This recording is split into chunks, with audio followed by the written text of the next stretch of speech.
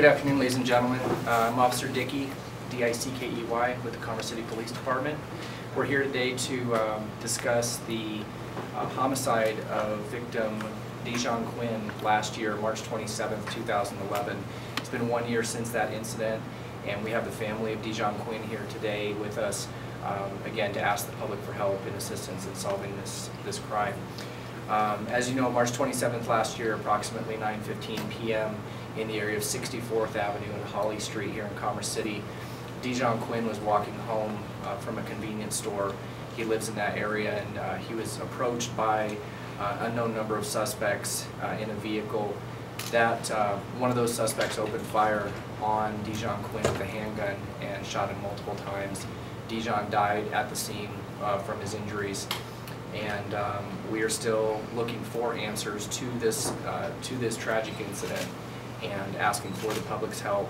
Anybody with information who may know something, may have heard something that can help us solve this puzzle, we would like them to contact us. Behind me on the screen here we have our Commerce City tip line. That caller can remain anonymous as far as giving us information, but we would greatly appreciate the help. I'll turn this over to Leander Quinn. If you guys each want to state your names for them, and Mr. Quinn will be the family spokesman. My name is Leander Quinn. I'm Kiana Smith. And I'm Evelyn Berlin. Last year, March 27, 2011, my family was devastated by an act of violence. We lost my grandson. He was shot and left to die. My family and I are here today to ask the public for their assistance. We need your help. We do not have any closure or any solitude as far as what happened here. We don't know why, we don't know who or what for. We need someone out there to come forth and help my family and I go forward. Any information leading to the arrest of this person, or just information in general, anything you know, anything you think you might know that would help Commerce City Police solve this case would be deeply appreciated. You can call Commerce City Police Department, you can call Crime Stoppers, can you call VanderMeer? Yep. You can call Officer VanderMeer with any information leading to this crime.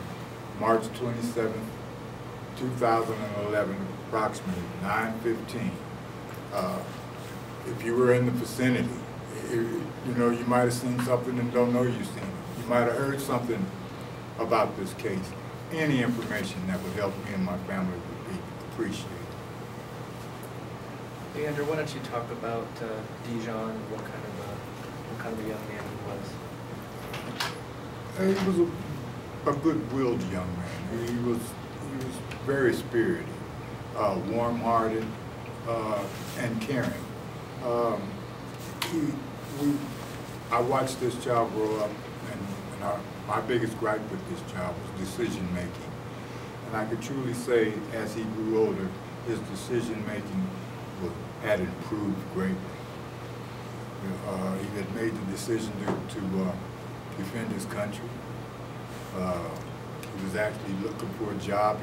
He had a couple of other jobs that he was working just to make himself some money. He was delivering papers in the morning. He was selling cologne. I mean, he was a go-getter. We were very close as he grew up. I kept him in sports to keep him out of trouble. He actually loved it. He was crazy about his sister. Oh, he loved him some sister. He was just, and his mother. He loved his mother dearly. Why something like this could have happened to a person like him is very confusing to me. decent grades. He wasn't an A student, but you know, he did take time to get his paperwork in and do the right thing. I was proud to know this young man. I was even prouder to be his grandfather. It was different.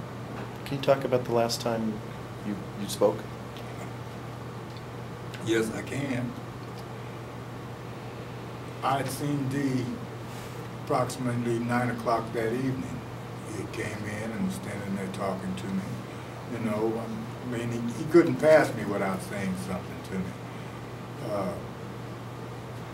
He had a bad habit of smoking cigarettes, and that our last conversation was just that. And I kind of scolded him because that was something that I really didn't want him to do. But he was, you know, being a young man and a teenager, yeah, I guess he had to learn. When he left the convenience store in the neighborhood, it was that habit that had him out there. He was going to get him a pack of cigarettes and he was on his way back. But we've talked a lot. We've talked about the Army a lot, you know, what he was to expect when he went in. It was something he wanted to do. That was all his decision. It was his idea. All that I asked the young man to do for me was to bring me that diploma, and he did that too. I can't say that he had any trouble in the neighborhood. I mean, we've been living where we've been living for 14 years. I've watched all the kids over there grow up. I've never known any of them to have a problem with it. Why such a thing like this had to happen in our neighborhood is just a mystery. It has, actually, it's not only devastated my family, it has devastated the neighborhood. It's nothing like it used to be. It's an emptiness now. It's you don't even see the kids in the yard playing like you once did. It made a difference. I don't know if my neighbors feel our neighborhood is no longer safe or what it is, but this incident has made a big difference in my neighborhood. So like I asked anyone out there, anyone with any information, whether it's a little bit or if it's a lot, please help my family and I. To go a year and sort of know that's, you know, talk about a little bit of information or a lot of information. Somebody out there's got a lot of it. Somebody has. What's that like? What's that been like for your family? Is there anger? Is there, what is it that sort of you guys have dealt with over the last year? Can I speak on that? Sure. You have to move the microphone. Yeah, of course. You want me to move that?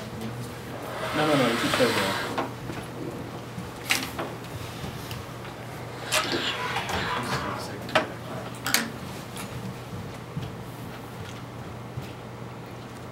Before you speak, if you could say your name and spell your name. My name is Evelyn Berlin, and that's E-V-E-L-Y-N, and the last name is B-R-U-E-L-A-N-D. And I'm Leanne's aunt. And at first, when all of this took place, we were angry along with the hurt. But as time has gone by, the not knowing is the part that hurts. The anger is gone because it doesn't do any good to be angry. And we're not angry anymore. We just want closure. We don't want this to happen to someone else's family. And we're deeply hurt. We can't get Dijoun back, but if someone would come forward, maybe we can save someone else's child.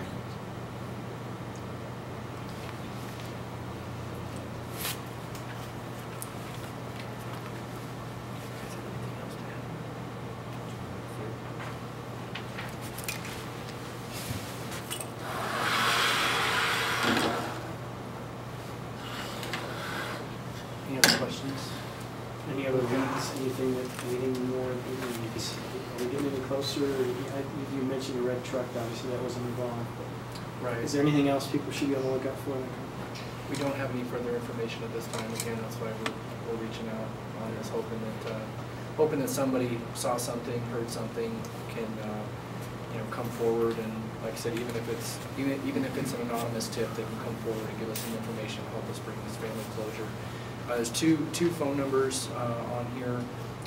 Both of them are on the release. They're Detective VanderMeer at 303-227-3629, or our Commerce City tip line at 303-289-3626. Both of those phone numbers are good for leaving information.